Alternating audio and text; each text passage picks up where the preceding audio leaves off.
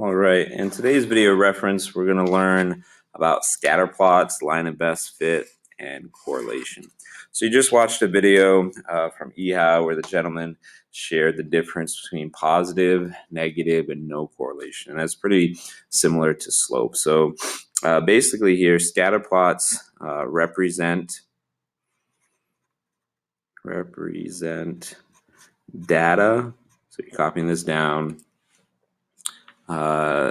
To show a trend. So most things in life don't happen completely linear. You're just looking for patterns. So linear is completely straight, but sometimes when you graph about a bunch of data, it gives you a bunch of points, not a straight line, but there you can definitely see they're correlated. There's a relationship between the data. So if you look at the graph below, line of best fits already drawn in, and we're gonna, for reference, we're just gonna go through these examples. So the first thing I want to look at is correlation. And if you look at number 3 here, it says, is the slope of your line positive or negative? So raise your hand. Is this a positive line of best fit? So I'll highlight it here. This line here, that's the line of best fit. Is that a positive line of slope or a negative line of slope? So the slope is positive.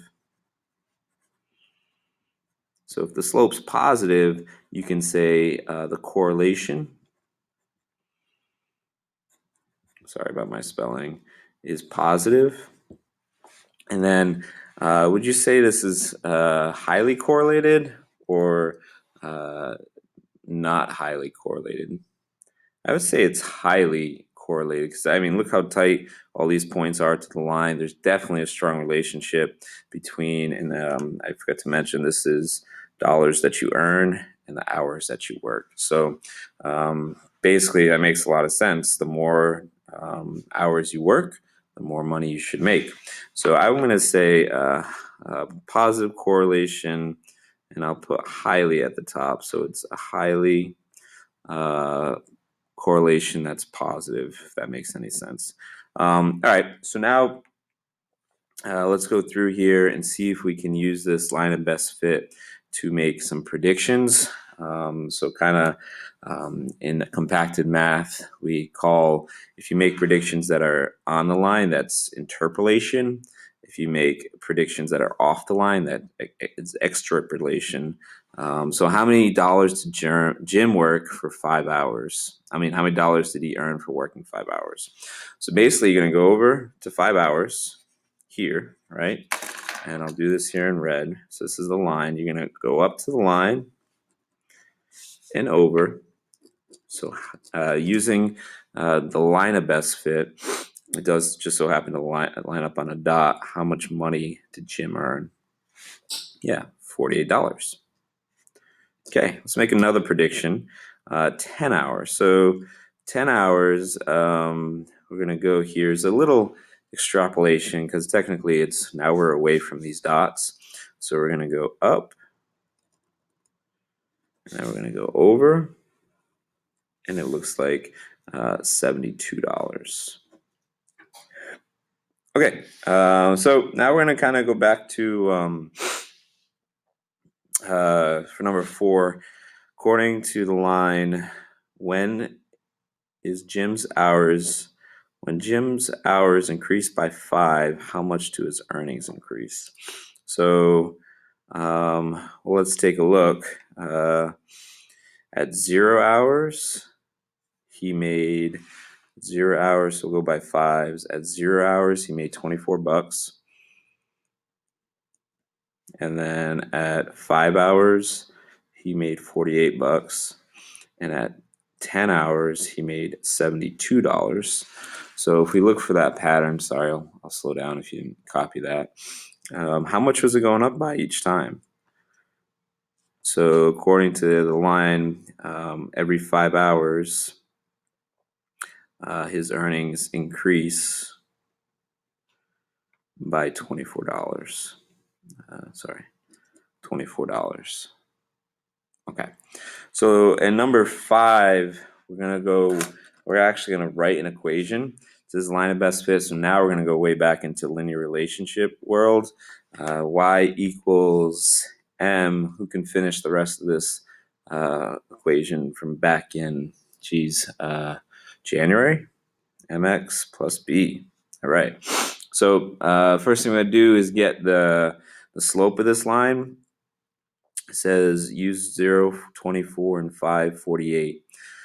So let's give that a shot. So before the slope, let's get the y-intercept. So what is the y-intercept here? Where is this line crossing the y-axis? Yeah, it crosses right at here, 24. So my b value down here, I'm going to write b equals 24. Okay, now I need my slope. So I could do rise over run, so, or I could use the slope formula. So I'll do it both ways really quick. So rise over run, rise over run. So it looks like from 24 to 48, that's up 24, and then over 5. So my slope would be 24 over 5, which I'll simplify. If you did the slope formula, remember we called this x1, y1, x2, y2, and if we subtracted that, that would be 48 minus 24, 5 minus 0, which is going to be 24 over 5. So I happen to have a calculator nearby, so I'm going to plug that in. 24 divided by 5 is 4.8. So 4.8. So now my final equation here would be y equals 4.8x plus 24. So that's pretty cool. Basically, so if x is your number of hours, I could just plug in, according to my trend line, I could plug in any number of hours, multiply by 4.8, and get 24. So if we go back to a prediction we made earlier, we said 5 hours would be 48. All right, let's see how good our trend line is. So if I take my calculator here, I do 5 times 4.8, and then, oh, look at that, 24, and then add 24. There it is, 48. So again, now that you could use this equation, or you could use the line, and you can make predictions or to deal with this data and the trend that was found. So he makes about $4.80 per hour, and he started at $24. That's basically what that's saying. All right, so number 6, let's do this one here. So here, you're going to actually do a line of best fit.